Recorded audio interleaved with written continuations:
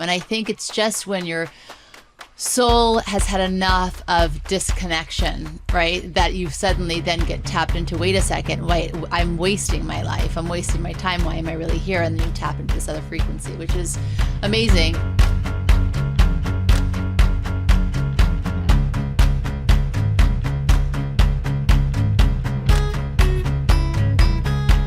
Welcome back to Spiritually Hungry. Today we are joined by someone whose light, presence, and message resonates deeply with what we explore on this podcast. Cathy Heller is a coach, a creator, a soul igniter, and the author of the beautiful book, Abundant Ever After. And I might say she's my friend. Her work centers around a powerful truth that the life we long for isn't something we chase, it's something we align with. Kabbalah teaches that our desires are not random, they're messages from the soul, and Cathy's message is exactly that, an invitation to remember who we are, what we're here for, and what abundance truly means. Cathy, we're so happy you're here with us. Welcome. What a beautiful intro. Thank you so much. And I love that we've become friends. I told you you're also such a good dresser, and I would love to be able to take your whole wardrobe. So if we're that good of friends, maybe we'll swap an outfit. You can come over anytime and come into my closet. Our daughters do it all the time. Our older and younger daughters. Both daughters are in the closet. Yes. You could be a stylist in another timeline, but that's a whole different conversation. So sweet. Okay, I'm so excited for this conversation for many reasons. The first I want to start with is the word abundance. We talked about it a little bit when I was on a guest on your podcast, but I think people have a very confusing relationship with many things that make us feel abundant. So you said abundant is about receiving what is already yours. It's not about earning love or success. So I want you to unpack this. And I also think you said it's not something we chase, it's something we're attuned to. Yeah. Well, first of all, it's very humbling to share anything with the two of you because I'm in the midst of really unbelievable special teachers. But with your reshus, I'm going to answer your questions. It's uncanny how we, through the eyes, right? We see actually so much more with our eyes closed than with our eyes open for so many reasons, including what you guys talk about all the time. This 1% of reality is what we see, right? And there's so much more that we don't see, but we perceive. And with our eyes, we tend to think that all this abundance is outside of us and that we have to go somehow achieve this abundance. We have to collect piles of things, money, Range Rovers, homes, right? Followers, whatever it is that's outside of us feels like what most people would insert in the blank of abundance. Like abundance is your house, your cars, your success, your bank accounts, like all of this stuff. And the truth of the matter is, and obviously this is something that you know so deeply, is the abundance is not only what we are a vessel for, what we are a vehicle for. The true abundance is being plugged into our creator, plugged into our neshama, plugged into the total infinite potential, literally, that is our ability to emanate divine light. That is real abundance, right? That is what ultimately is the flow state. We now call it flow state in science, this feeling of something bigger than you moving through you. Talk about abundance, right? That's the ultimate. I mean, when you think about what is maybe the best peak state of being, it's when you're having so much fun or you're so inspired, you're in a conversation where the energy that's moving through you is this feeling you can't even put words to, right? The feeling of falling in love, the feeling of seeing something in a more expanded way, which is why whenever I listen to the two of you talk, I feel like the tears just come because these are the kinds of feelings of abundance that open you up to the next part of what you said in your question, which is what is already hidden in plain sight that you can now perceive that was already in escrow, right? And so my rabbi, and David Aaron, who lives in the old city of Jerusalem, who taught me Kabbalah for the last almost 30 years, can't believe it, it's literally almost 30 years, he explained to me, and I wrote this in the book, that the world, the way that the universe works and the way Hashem works with us is like a radio. And I thought it was such a beautiful metaphor. And I'm sure other people have used it, but he was the first person to share this with me, and I just loved it. And he said, basically, it's what you're tuned to. Essentially, if I had a radio right here and I turned it on, all of a sudden, we would hear music. And the question is, where was the music before I turned the radio on? And the answer is, it was in this room, but it was hidden in plain sight. So that means, right? And this is why he says Kabbalah tells us that this thing called law of attraction, it's really called law of reception, because it's already here.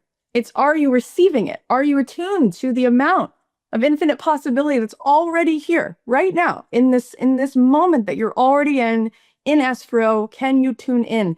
And to go further with it, I talk about this in the book, if you think about this radio metaphor and you extrapolate it further, a radio has multiple channels. So you can listen to salsa music, you can listen to hip hop music, whatever it is. I think Celine Dion is now considered oldies music. That's how old now I feel. But the point of the matter is, we go through our life thinking that the music that's playing, so to speak, the reality we're in, is the reality that we're in. We're tuned to it. We're choosing it. Because if you woke up every day and you tune to love, your whole day feels like love.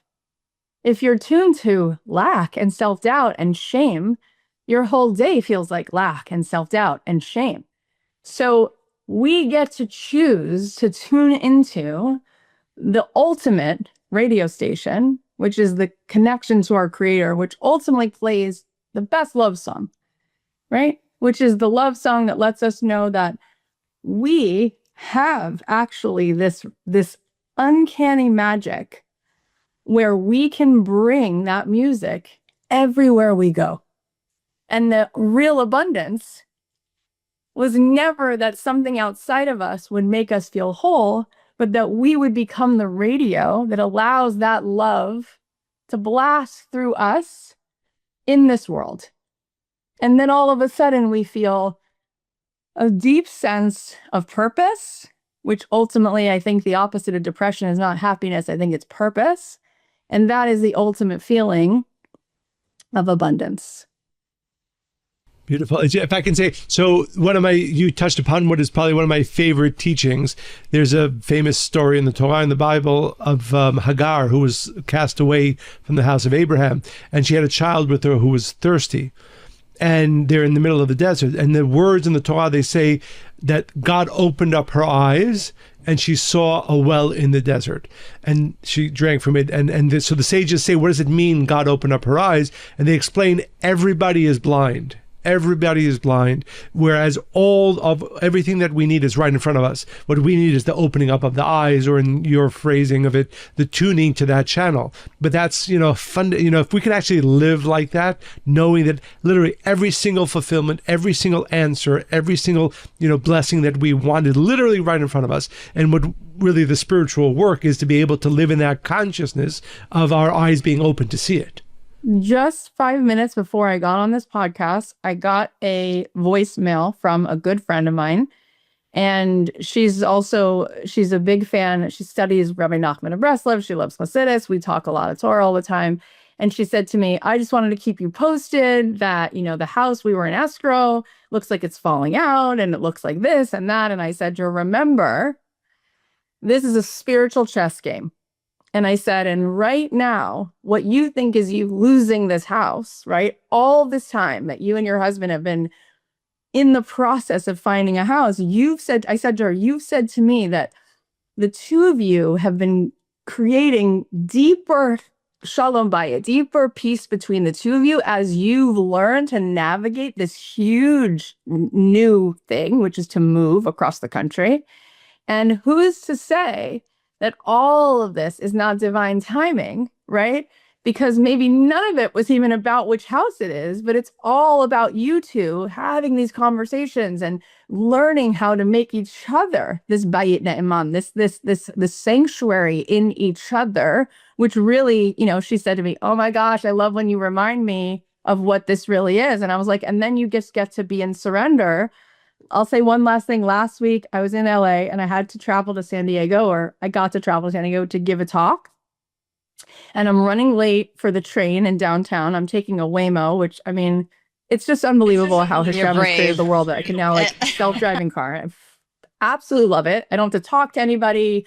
There's no weird, cologne in the car. Anyway, we wind up, my friend and I, getting to the train station 3 minutes late. And she says to me, we missed the train. Look, there's the train to San Diego. It's leaving. And I'm smiling. And she goes, why are you smiling? I go, because I know this shtick. I've seen this. I know this movie. It's fine. It's good. It's divine timing. We're not getting on the train. She's like, well, how are we getting to San Diego? I go, we're going to get to San Diego. We're going to get where we need to get. I go, that's what we're going to get. So she's like, well, there's a train to Oceanside. That's like an hour from San. Let's get on that train. So we get on the train to Oceanside, waiting, doesn't go. Guy comes on and he says, sorry, the train's delayed. She's like, I think we're taking an Uber to San Diego. You're going to miss your talk. I'm like, all right, let's take an Uber. We take an Uber. Instead of it being a 3-hour drive, which it normally is, it's 2 hours, 7 minutes. I said, all right, so we got back the hour. That's interesting. But here's the better takeaway. 40 minutes into the Uber, I get an email from Amtrak. They're thinking I was on the first train still because I was supposed to get out a ticket. Send me an email apologizing because the train I was supposed to be on got derailed from the mudslides and everyone stuck on the train the whole day, which is why the train to Oceanside couldn't move because there was a train stuck on the tracks and no one moved except I got to where I was meant to go. And I said, Kim, how cool is God that the whole reason for everything is just to show us, like, if you ever had a doubt, right? It's like you were always at the right place at the right time. And had I missed the talk, maybe because it was more important that someone I was supposed to smile at on the train needed that smile more than anything else. Who knows? It's none of our business. But it was such a cool story. So when I got to the talk, the first thing I shared with them was that story. And I'm like, I'm just in awe, honestly. There's so little for us to do besides have certainty. Like there is so little for us to do. But that feels so hard to do, doesn't it? I mean, not necessarily for you two, but that is the human experience. It's so hard to do the one job that we have.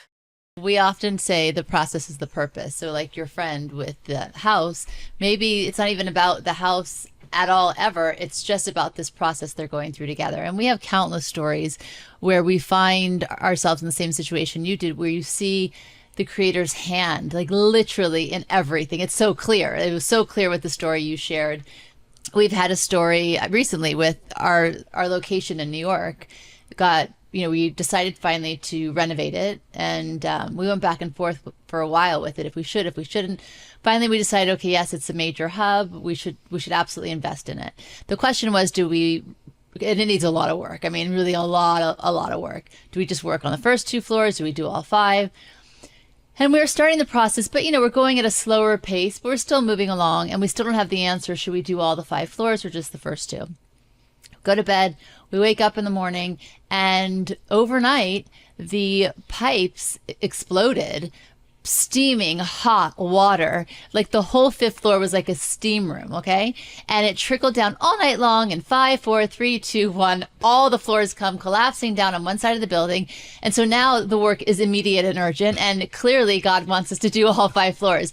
So, and how you get to that place is by practicing the certainty every single day. It's a choice. It's the hardest thing, but it becomes not hard because then it's like you're talking to God all day long, who is your greatest companion. Like we joke about, in our relationship, am I your everything? And we're like, no, God's our everything. We're our other everything, right? Everything. And also the relationship with yourself. Then you start to build intuition. You start to trust that. You start to hear the voice. You see the hand.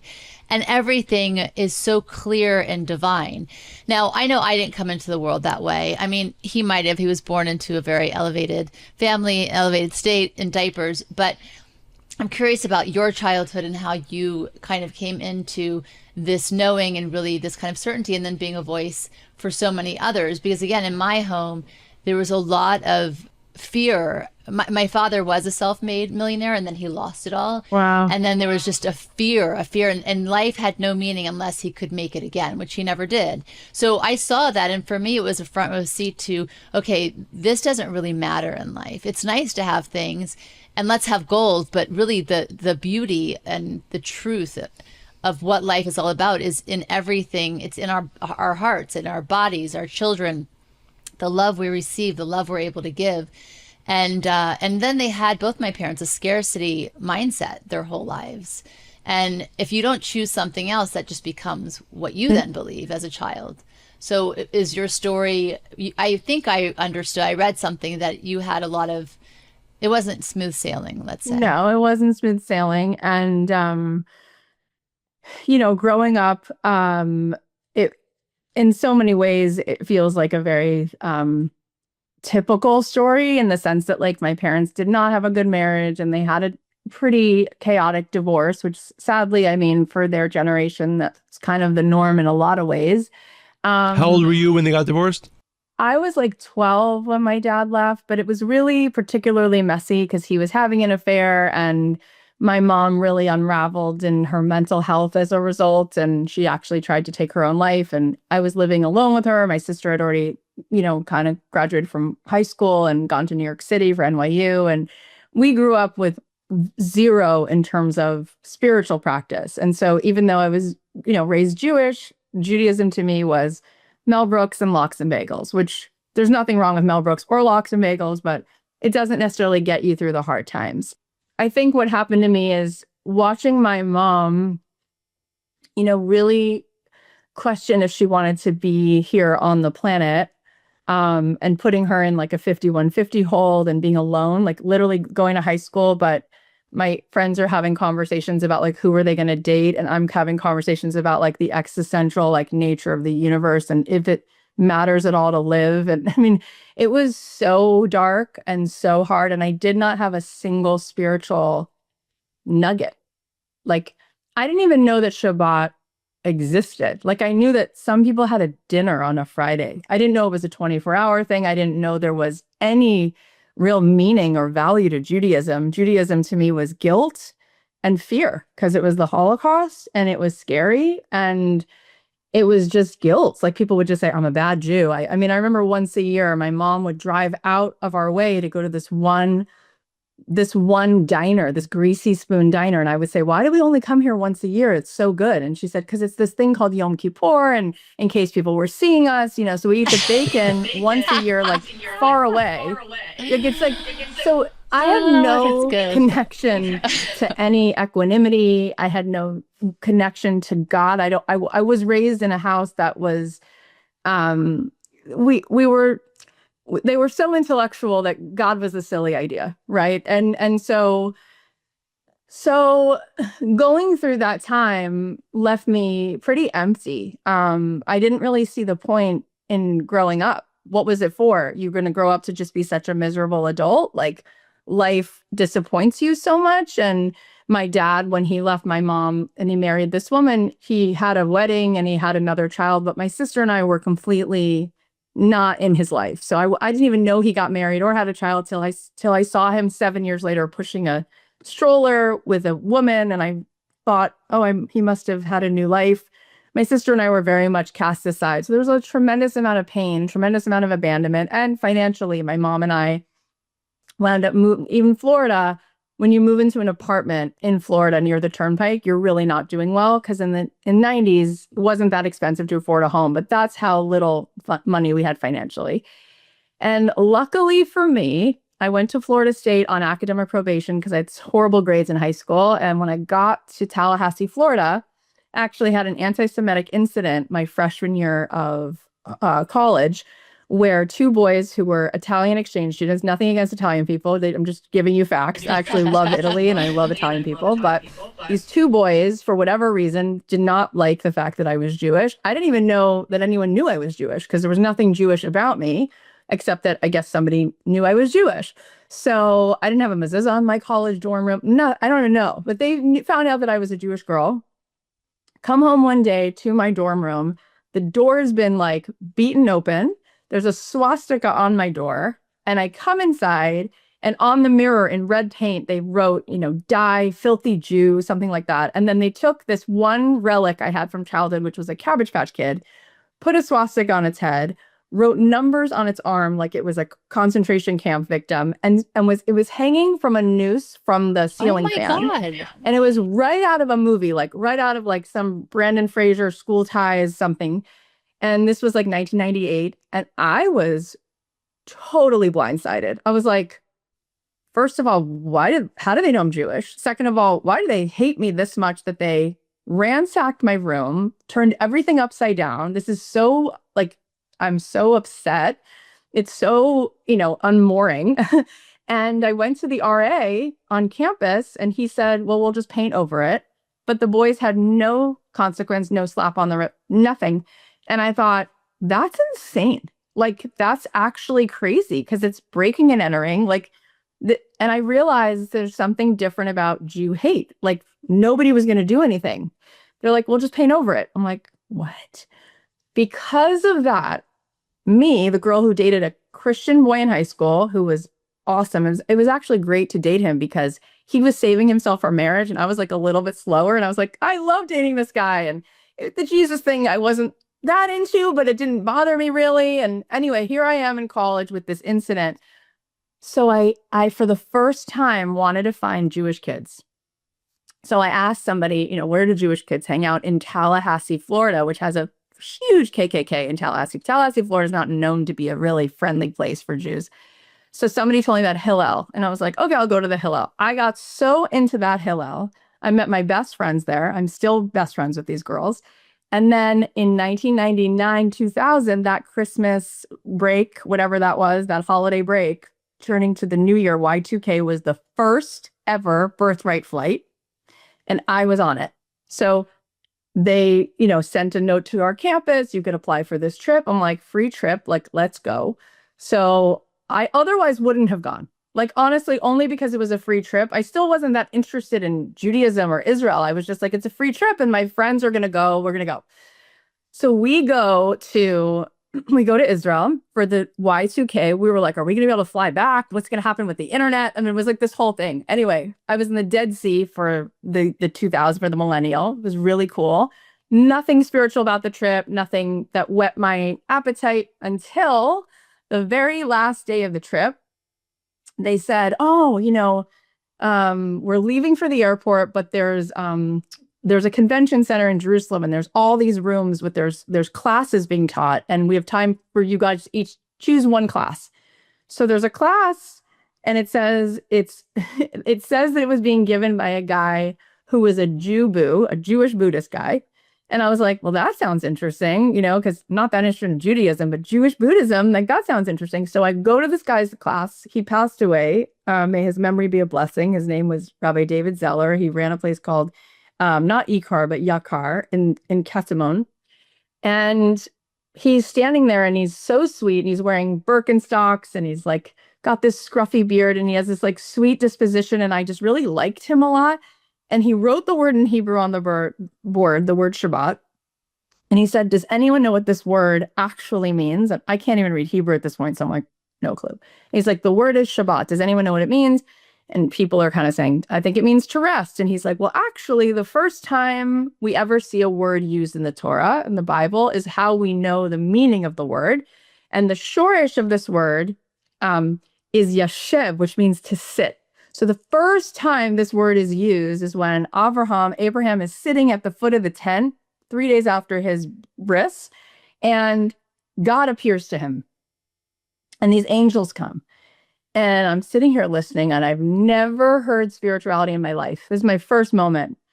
The tears start streaming down my face, and he says, so what it means is Shabbat isn't just to rest.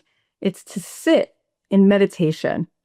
And when you sit like that, it makes me cry to think of it. He said, God will appear to you also. And I had never heard anything that beautiful in my life. I thought I've never learned a line of the Torah. I never thought it had any depth. I didn't know anything about it. And then he tells me this one teaching from one word. And my heart just like burst open. I was like, what just happened? So I went back to college and I went to my college library and I'm like, do you have any books on Judaism? They had one book and it was Martin Buber's I Am Thou. I loved that book. I was like, oh my God. I was like, this is the most beautiful book. It is so deep. I had been going to yoga classes and I thought that was good. I was like, you guys, do you understand? I was like having this, I was like, we're a piece of this thing and we can, that's the I am and you is this. And I was like freaking out. My friends were like, you can calm down. My parents were freaked out. They're like, she's so Jewish now. This is so weird. Are you going to make us change our dishes? Like, what are you doing? And then, long story short, I went back to Israel right after I graduated, the summer after I graduated, and I was supposed to be there for 3 weeks. I was supposed to do a program like Leave Note, like some people know it. Anyway, I was supposed to do a program for 3 weeks. And I wound up meeting Rabbi Aaron, and he wound up, by the grace of God, he still doesn't know why he did this. He asked me if I wanted to live with him and his 7 children, Kanai and his wife in the old city. He's like, I never do that. I don't know what I was thinking. And then I stayed in Israel for 3 years, and I learned at various seminaries, and this is the rest of my life. It was like hitting Control-Alt-Delete on the old software program, and it was like a whole new operating system. And then I moved to Los Angeles, but I've been continuing to learn with him since then. Well, I love first of all, I just love the stories. We have so many commonalities. I mean, I loved my Cabbage Patch Kid doll. I wish I kept mine, by the way. They were so ugly. And I wanted one to keep for the kids. But yeah, and yours would have been just even more interesting if you had kept that one. But seriously, I think I love hearing people's stories, because it's usually a moment that is a bit traumatic or painful or shocking at our very core to kind of wake us up and get us on the track we're meant to be on. And I think for you, and that was my experience also, I was raised very secular.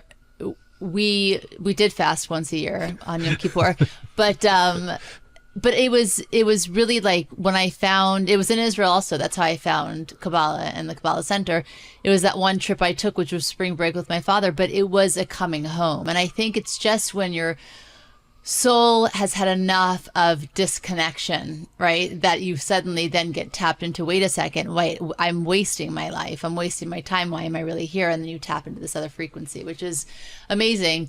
I want to give you a chance to talk, but I have more questions with that. Go. So how do you think, though, people go from the scarcity mindset? Not everybody has that aha moment where they have this wow, profound epiphany of, my eyes are now fully open and I see what is unseen to most. So if they don't have that, how do you recommend they get out of the mindset that they're in? I mean, if they're listening to our podcast and to you, they obviously have a desire to some extent, but how do they change the cassette? Well, I think that what's so uncanny is that, every single person I've ever met, when they don't have a connection to something transcendent, at some point, they're walking from the car to the office, or they're walking into the mall, or they're walking into wherever, and they have this thought like, is this all there is? Like, it's uncanny. There is like, I think is it Emerson who says people live lives of quiet desperation? I mean, it's like,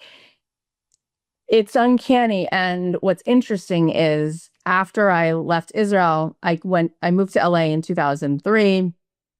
Long story short, I used to write music. I had a record deal. That's a long story. And then I wrote music for 10 years for TV shows and ads and films and Grey's Anatomy and theme songs. And I did that for 10 years. But one of the projects what's I your wound favorite? up working. What'd you say? I'm just curious. What was one of your favorites that you wrote?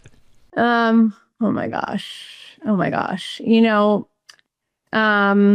wrote a song for my daughter who I had not yet conceived, because I went through 9 rounds of IVF, and I decided to write the song that I would sing to her. And then I wound up conceiving her a month later. And that song is called Count on Me. And funny enough, it wound up being used over and over and over again in different shows and different movies in scenes with mothers and daughters. And I thought, you can count on me, like 1, 2, 3. I'll be there. No, I think that's Bruno Mars. Probably, but maybe it's your words. No, because all the songs I wrote, I sang.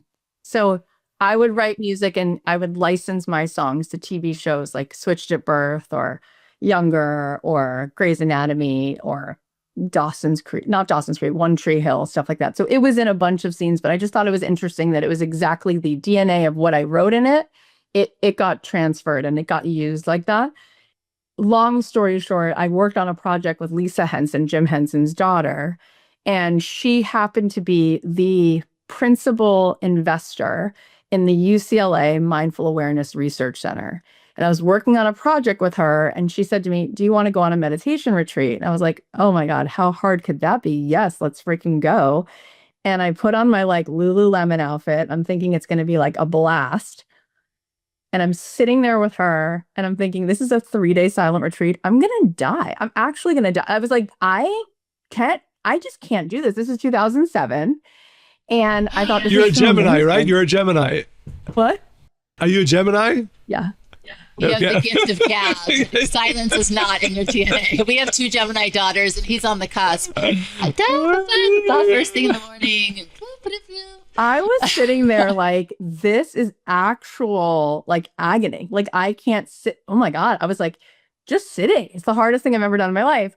So to answer your question, what I found was I wound up studying mindfulness. I wound up joining this program. Lisa Henson wound up paying for me to get trained because we were going to create a mindfulness curriculum for children. We created a TV show called The Peaceful Place, which we made all of these short videos for children, and she was behind the whole thing. It's all her credit. It's all in her foot. And it was amazing for me. And I wound up learning a meditation practice, which is such a nice component to add to my Judaism, which really Judaism is meant to be mindfulness. That's the whole point of it.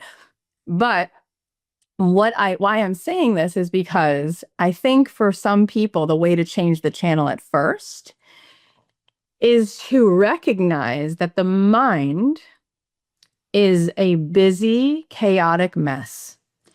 And no one feels good hanging out in their mind, right? And in fact, they recently did a bunch of fMRIs on monks, and they found very little brain activity. And it's not because they're dead, and it's not because they're not brilliant. It's because wisdom is not in the mind. It's actually in the heart. And so one of the things I've done in my book and my podcast is blend together teaching the spirituality with the science of the mind, because as my mindfulness teacher used to say, each of us is like an ocean, where the top of the ocean is these waves that are so frenetic.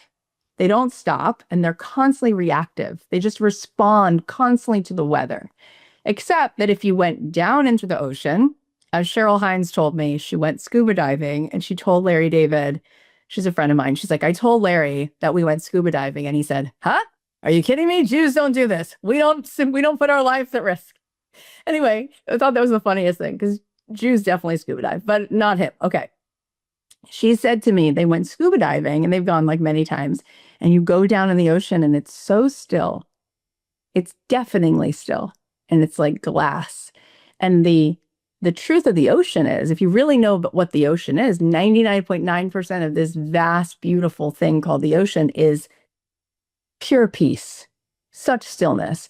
And that is actually akin to what we are like, where within us is tremendous equanimity, tremendous well-being, tremendous resource in order to anchor into the center of our being. But the mind is like this choppy, constant wave, but we identify with the mind. We think we are that mind rather than connecting into the essence where our actual wisdom is, where our actual compass is, right? Where we're beyond the mind. We're not in the blizzard. We're actually coming from more of that neshama consciousness place. We can then select an intention. We can actually choose rather than being in this reactive state. So I think for a lot of people, they get that right away. And when you start to learn some kind of mindfulness practice, which is you witnessing that and realizing you aren't that blizzard, you're witnessing the blizzard. Now you have some agency over your day.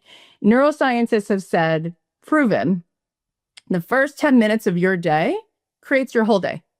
And so if you have a morning practice where before you pick up your phone, before the whole world tells you what they need from you, if you meet with yourself, if you get your own attention back, if you come from that place where you actually arrive at your own door, you can have the ability to change that channel in the morning. You can select the same way you select what you want to wear. You can select how you want to feel. You can select what you want to think, what you want to believe. And so that, to me, is the best way to help people change the channel. And most people, once they start doing that, they realize there's so much more, right? Now they can go even wider with that. But the first thing I think is just getting out of the suffering of the mind itself, which everybody has some level of suffering with, because the mind is just fake news. So that's where I would say to start. Yeah, I love I was going to say, yeah, that's a very fundamental Kabbalistic teaching, right? That the first thought of the day, right, is where all the rest of the day is going to go. And that's why we start with Modani, right, where we give thanks for life. And that, as strongly as that is the first thought, the whole day can be filled with that light. It's funny because I do that every morning, obviously, but I do it while I'm still lying down. And then what I added to that, because I want to prolong that, is I put my hand on my stomach, and I don't know, somehow it grounds me. And then when I turn to get out of the bed, I put my feet on the ground and I look at my feet, and then that grounds me. And then I notice my steps. Like I've broken it down into a different process of, I remember for years I'd be like, jump out of the bed, I gotta do like, and my heart would be racing. And it's not even, it was just that I would just leap into the day. And that, we really do need stillness. You can have goals, you can want to manifest, you can have responsibilities, but you really have to first, as soon as you come back into body, you have to actually take a minute to allow for that to settle in, because the soul leaves the body every night and it's super happy up there out of this body that really can, not diminishes it, but it's that battle between our desire to receive for ourself alone, the ego desire versus soul desire. So I really started to become conscious of like, I'm actually going to recognize and appreciate and allow for a minute for my soul to get comfortable back in this thing called body. And that was just an additional shift. I mean, we can go deeper and deeper with any kind of modality. No, I was going to say is that there's the Kabbalistic 18 blessings that we say in the morning. They're meant to be with every new thing that we do. When we open up our eyes, there's a blessing. When we put on our clothes, there's a blessing. And if the first 18 minutes of the day can be in that state, then of course the whole day will be blessed as well. I wanted to ask you a few things you touched upon, but first of all, your parents, have you influenced them now? Yeah, I have influenced them. What was that process like? Yeah, no, first of all, it's a beautiful question. My mom, when I went back to Israel, it actually was during the Second Intifada, 2001, 2, and 3. That's when I was there studying there. She started to get interested because she started to see the shift in me and like genuine happiness in me. And she had been so depressed and really not functional and in and out of rehabs. So just really not okay, that she started to feel the genuineness of what was happening with me. And I remember the thing that she found was Chabad. So she called me once, so cute. She calls me in Israel and she's like, I just came from a class at Chabad. I'm like, good for you. She said, he told me that the Messiah is coming today. And I said, that's ridiculous. And he said, no, and they're going to build a temple in Jerusalem today. And she goes, I looked on the news. You believe they're going to build this temple today? I go, Mom, they say today. That's what they say. She goes, he was serious. I asked him, I go, okay, that's adorable. May it be, from your mouth to God's ears. I don't know they're building it today, but it's not today. It's like today. Like we're hoping. She goes, that's hilarious. She's like, I actually turned on the news. I'm like, what are they going to say? Oh, that's so sweet. That is very cute. Hilarious. Anyway, she's like, so she started reading a lot of books and started getting, kind of interested, although she still very much struggles with depression, although she really holds it there as like, she now knows that it is something she can reach for. She just doesn't necessarily, she says to me, she says, you have the gift of faith. I don't yet have the gift, but I now know that some people have it and it's there. My dad, not funny enough, but really beautifully, my dad passed away last year. And actually at the back of my book, this is an essay that my father wrote. And I found it in his desk during hospice. And the book had just been turned in. And I see this essay that my dad wrote about prayer. And I didn't even know the depth of him until I read this essay. And I called Simon & Schuster and I said, please don't be mad at me. I know you told me I can't make any changes, but my dad's dying. And I just found something. I would love you to, in his merit, put it at the back of the book. And my editor was like, okay, because it's that, We'll reformat all the pages. We'll put it in. That is beautiful. And the whole essay that he wrote, he just wrote this for himself, was about taking his tefillin, which I had gotten him. He was so resistant to it. But as he got sick, I said, I'm just going to leave it here. You don't have to do anything you don't want to do. And he grew up Orthodox and hated it. And he had a really abusive household, which has nothing to do with being religious, but unfortunately his parents happened to be abusive and religious. So it wasn't a good combination. They were also very traumatized because they were Holocaust survivors. There was a lot going on, and he was an only child, and he felt very alone. And it's not a great story. My mom's parents, by the way, weren't religious, but so loving. So, there's all kinds of shapes and sizes of all kinds of people, of course. Anyway, my dad wound up saying Modani and wrapping tefillin at the beach. He lived in Florida near the ocean. And he wrote this essay about how he had tremendous peace because he started to see fundamentally that God was in the sky, in his children, in the consistency of the ocean tide, and that when he was dying in hospice, he knew where he was going. And he said he felt shleimut. He felt very peaceful, that he was on his way toward something. And he was actually looking forward. He said, there's so much love there. It's unconditional. And we had such a beautiful, the last few years of his life, he really deeply did tshuva. He deeply came home to himself. And I told him, I said, Dad, with my hands on his face as he was dying, I said, you've healed my heart completely. And he said, if I would have known that one day I'd have a week with my kids in this room, because we didn't leave the room. Nobody showered, nobody brushed their teeth. We just sat in hospice, right? He said, if somebody would have told me you're going to go to life, you're going to go down for your life journey, and you get 1 week, he goes, I would have done the whole thing for this week. This week was everything. It was really powerful. And so, yes, he used to say, you brought me back. You brought me back to God. And it was really awesome to see him. And then funny enough, we were talking about all these crazy stories. My last name is Heller. My dad's last name is Heller. And he left my sister and I his house and his estate. Long story short, his third wife, not the woman that he left my mom for, but he was married again, third time. She, even though the house was left to my sister and I, for whatever the reason, she sold the house. And my sister said, what's happening here? I said, you know what? I'm not going to get involved in this. I don't want lawyers. I don't have the energy. I can't do it. I'm not doing it. I talked to her about it. Anyway, long story short, I said to my sister, you just watch how Dad's going to leave us each a house. You just watch. So sure enough, few weeks go by. I put an offer on the house I'm sitting in right now. Never been in this house in my life. Wrote an offer. I was in LA, saw it on Redfin, write an offer, sight unseen, write an offer under asking. The realtor comes back same day. He's like, they're giving you your offer. I go, they're not going to counter me? No, they're not going to counter. I said, why is that? He said, the people who live there, their last name is Heller. And they felt that it was a sign that it's your house.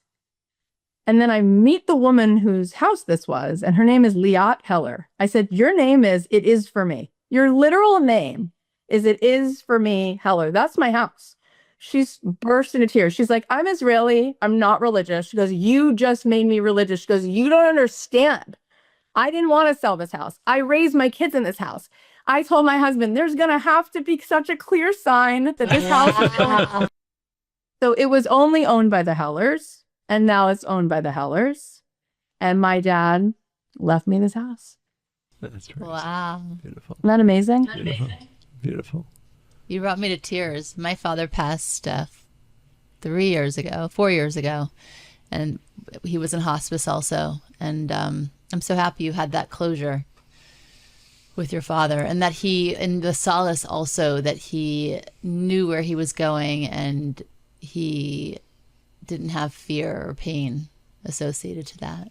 It's a pretty awesome thing to see that love exists in every room, and the amount of joy. It's like the weirdest word, but the amount of fulfillment we all had in that experience while having at the same time the hardest experience. It was just so fascinating. And there's been a lot since then. My husband, who's now my ex-husband, we separated a month after because I said to him, now that I'm literally like I've been healed, I'm like, you are more like my brother than my husband. And the girl who was my dad's daughter, she's gone. And so who I am now is I really need a partner. And, I was the emotional sort of steward, the spiritual steward, as well as I was the financial person. And anyway, it's just so interesting. And he lives 2 blocks away, and we see him every night, and he's growing and evolving. And I don't even know what's next, but I just know that my dad is literally in all of it. It's the amount of evolution is just unbelievable. That's so interesting. That was one of my questions about when we speak about abundance, how your environment shapes that, how your relationship is, if one is in that state of abundance and understanding it, and one is more in the scarcity mindset. I didn't know that you had gotten divorced. He must have been surprised, because it seems like you just came to that without really. Yes and no. I had been talking about it for a while, but I had a tremendous amount of resistance and guilt and all of that. And, the marriage model that my parents showed me was so toxic that, thank God, I married this like really sweet guy who I met at a Torah class, like in Pico Robertson.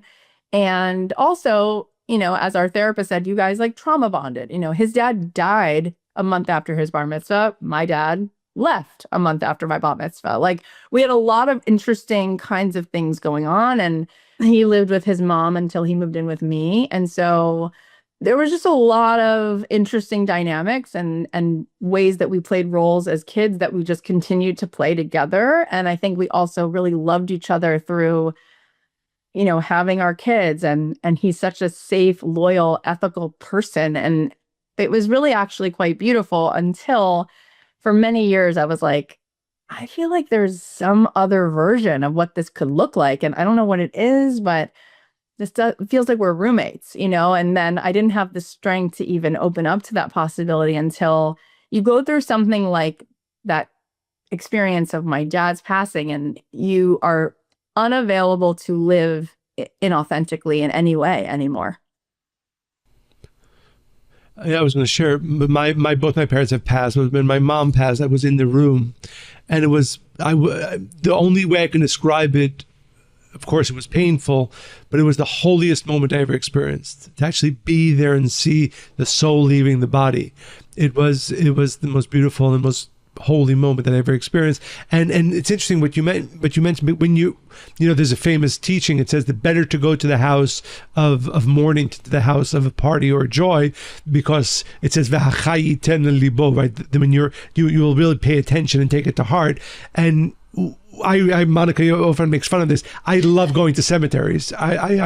Because it makes funerals as well. It just clarifies, right? Truth versus everything else. And it's interesting you had that realization, right, with your father, right? In that moment, you have to live the most truth. You can't live anything else. And you really gave us, you don't even know this, you gave us such a huge gift, because I spent Rosh Hashanah, and I spent Rosh Hashanah with the two of you. I was there with Saddam Guillaume and her family. Our daughters are really good friends. Anyway, so I enjoyed it so much. And then I had never been, first of all, I'd never been to the Kabbalah Center before last summer when she took me, and I was just blown away. I was there. I got to be there in the merit of, you were in LA, you both spoke. I was like, this is unbelievable. And then I went with her to New York. Anyway, when I came to Florida for Yom Kippur, I decided to go to the Kabbalah Center for Yom Kippur in Boca in Florida.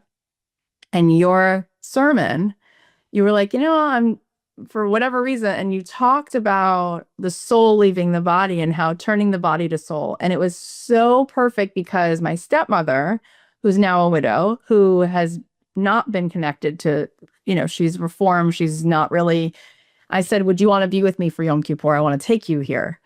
And she said, I need a sign from your dad. I need something to give me peace. Everything you happened to speak about gave her so much peace. And then she said, this is also uncanny. She said, I asked your dad for a sign. My dad's name was Phil. And there's a sign in front of the shul with a pei lamed. So I go, Marty, my dad literally sent you a sign with his name on it. And she's like, what is that? So I go to ChatGPT and say, how do you phonetically spell the word Phil?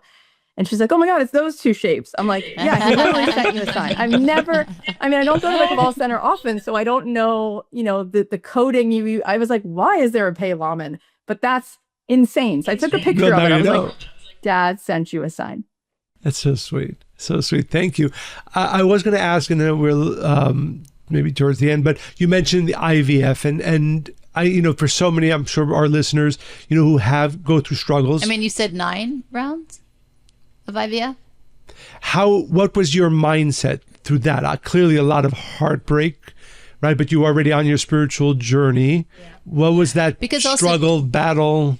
One of the questions I wanted to ask, and it's related to this, is that when we speak about abundance, people make their desires small because they think they're not worthy of receiving, or they're not enough, right? So we get in our own way a lot. Certainly for many people, after the second time, maybe the third time, for even if the biggest desire, they think, oh, maybe I'm not meant to. I know many people who have abandoned that journey, or many others, because they don't think that they're enough. So what is it that, where were you at with your consciousness, and what drove you? But also, what can you tell our listeners about, if they're in that state of mind where they have a desire, they have a want, but they don't really believe that they should receive, and that abundance isn't really available for everybody?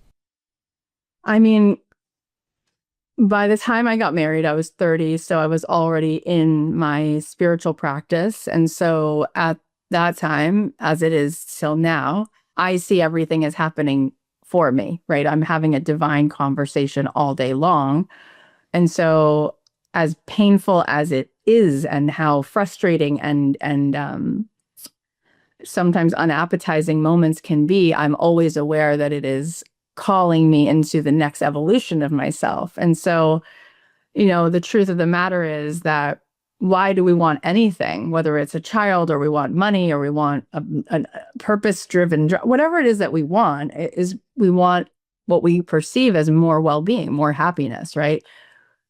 But the truth of the matter is that that's always a choice. And so what I started to feel was that there was something in my own healing journey that was preparing me to actually be a mother, right? And in so many ways, I was a mother to my mother.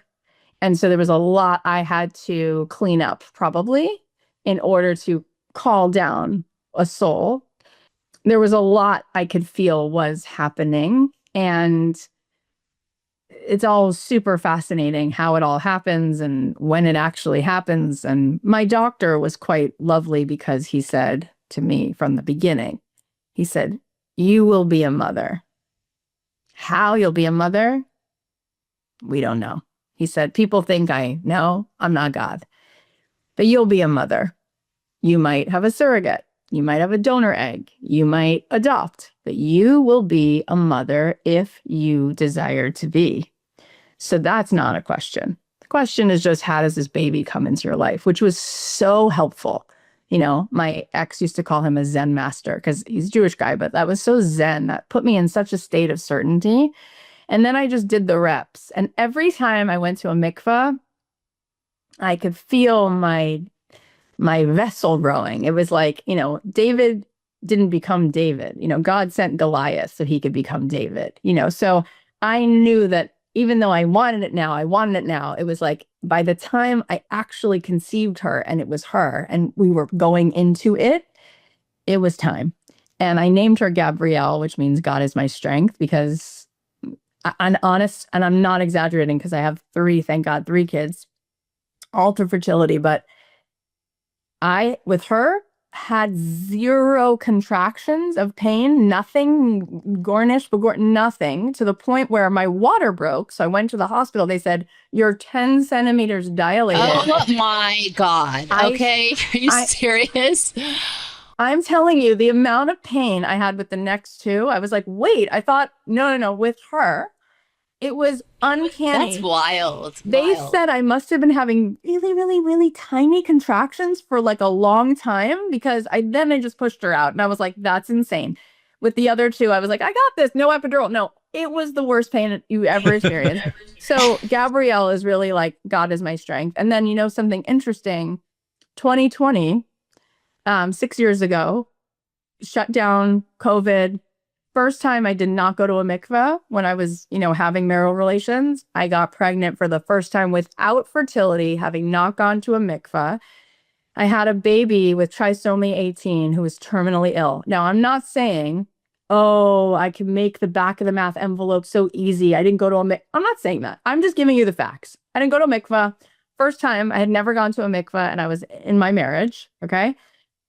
Just telling you the facts. I got pregnant. I was like, oh my gosh, I got pregnant. This is a miracle. I've never gotten pregnant without fertility. I got pregnant. I was so excited. I have 3 daughters. This was a son. Oh my gosh, it was such a miracle of miracles. And we go through the first trimester, didn't notice anything. Second trimester, something comes off a little bit strange. Go through another thing, whatever. Find out he has a hole in his brain, a hole in his heart, super sick. And he's living. And I had to terminate that pregnancy in the end of my second trimester. It was total torture in COVID, going in by myself with a mask, with a live baby coming out without a baby. And thank God for the seichel, for the wisdom of my Orthodox neonatal doctor, who said, you are going to not have this baby, because we don't do this. We don't do, this isn't Down syndrome. He's terminally ill. Okay, he has a hole in his brain, has a hole in his heart, and I'm going to help you make this decision. And it was amazing. He goes to Young Israel. This guy is like religious. I was so conflicted, so deeply conflicted. It was so painful. Anyway, I had a talk with a rabbi in Jerusalem on the phone 3 days before I had to go in for that termination.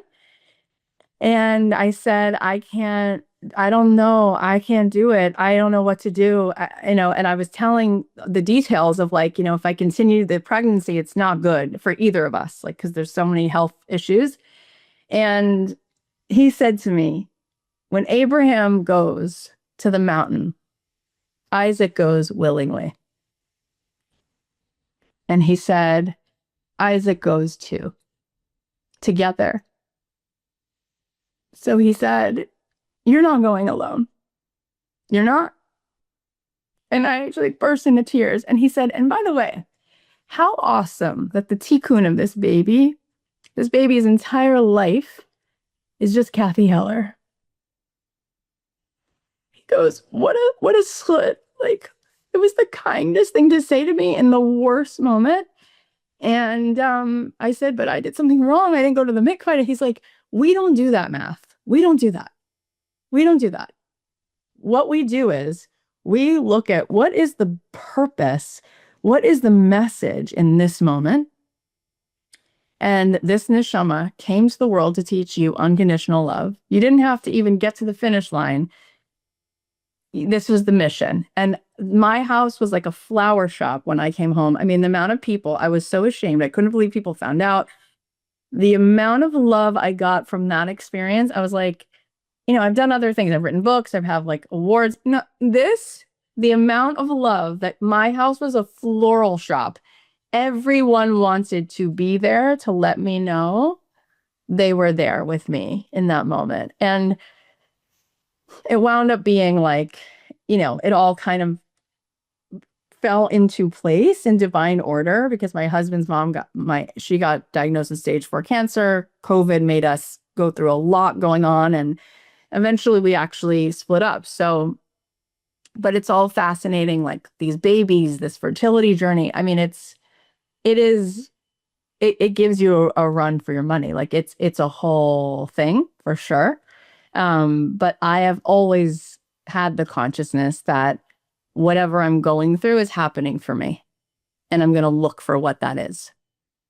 Beautiful. I think this is so inspiring for our listeners. I think also with your first, with Gabrielle, you didn't need contractions because you had little contractions for 9 years trying to conceive her. That's Nothing true. stretches you wide open more than that. So that was just a gift from God. You already contracted.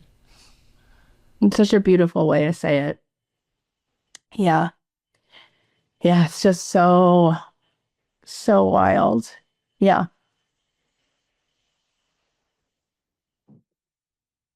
I don't think there's anything to say after that beautiful That was story. really, first of all, really thank you for being so open and vulnerable. Really, I'm sure it will inspire many, many of our listeners. Yeah, I really feel inspired by you and your heart, really. And I look forward to more and more conversations and connections. And thank you for sharing so vulnerably with everybody. First of all, I said when I got on, I love you so much because you're both so easy to love. You're as lovable as you are powerful. And I think that's the rarest thing, to be so talented and so humble and so accessibly, just so approachable and loving and humble and lovable, and the back and forth of the wise person learns from everyone, and you make me feel so like seen. And I mean, I've had people on who they're not rabbis, but like, they write these books and they're well known, and like, I don't necessarily have the space. Do you know what I mean? And I like go with it. It's fine. But you guys are so lovable and loving. And I mean, that's the most impressive thing in the world, is truly being loving and being willing to be loved. And so I know that we're meant to continue to cross paths, and I would be delighted to. In fact, I want you both to come on my show, right? I just had you on I want you both to come on. So whatever, we'll do more things together. By the way, I'm on to you because anytime I give you a compliment, it turns out right around. It comes right back this way. You're so cute. No, I really receive it so much. I got so much out of the conversation, and I've been on many podcasts, and I don't always tear up, right? It really comes from the way people hold space. So it was a gift for me to get to like go into the depth of these conversations. Thank you for giving me that space. That's such a gift. Thank you. Thank you. So where can everybody find you and get your books? I wrote this book, and you can get it. Abundant Ever After, for those who are listening. Yeah, it's called Abundant Ever After, and it was twice a USA Today bestseller. It just came out in paperback. I love that people who are not even Jewish are reading this book and finding it universally helpful. I love that so much. I have a podcast, the Cathy Heller podcast. I'm on Instagram. I try to post something helpful, inspiring every day, and that's it. That's it. All right. Thank you, and stay spiritually hungry. Thank you.